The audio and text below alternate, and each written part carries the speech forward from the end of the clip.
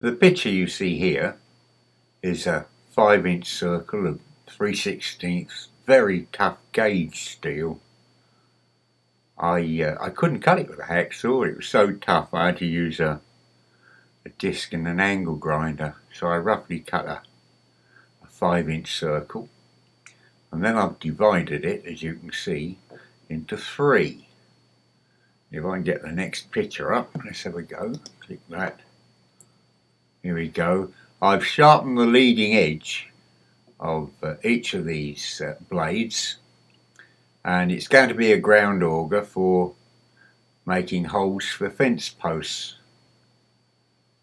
So more on this later.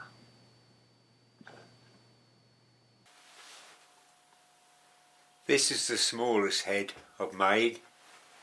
It's 4 3/4 inches in diameter for a 4-inch post, and that's the business end. I've got one 12-inch oak post, gate post, to go in. That's going to be fun. And I've got 30 smaller fence posts to go in this size. So I'm hoping that this is going to make life that bit easier. Anyway, I'll show you how we get on.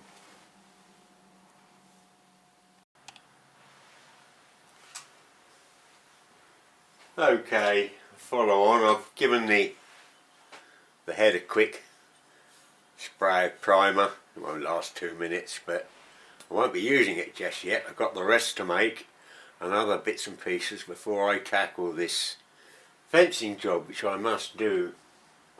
I've made, or in the process of making, a post lifter or stub puller, and that's the pivot point. More on that later. I'm also in the process of making a post driver out of a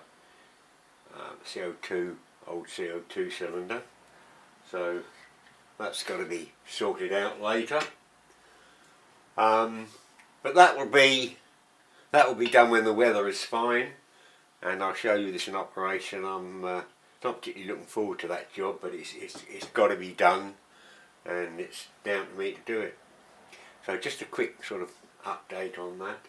A quick update on the on my bench peg craft bench. That too is also in the process of being made. Again, I'll show you that when it's available to be shown. So I'm just updating on bits and pieces here. So an update on this is regarding the craft arrangement. Although I have oxygen acetylene full-size bottles of various gas torches and irons, I sent off for one of these little things, one of these little refillable gas little torches. You fill them up there. This is basically a lighter, isn't it? But I thought this is quite a nice one. This is there's several of them you can get in there, only a few quid on eBay or what have you. This one was although it's a cheaper one, I didn't go out for it for that price. For that reason, I went for it because it had a push down, and you can lock that on, by the way. So you know that's quite good.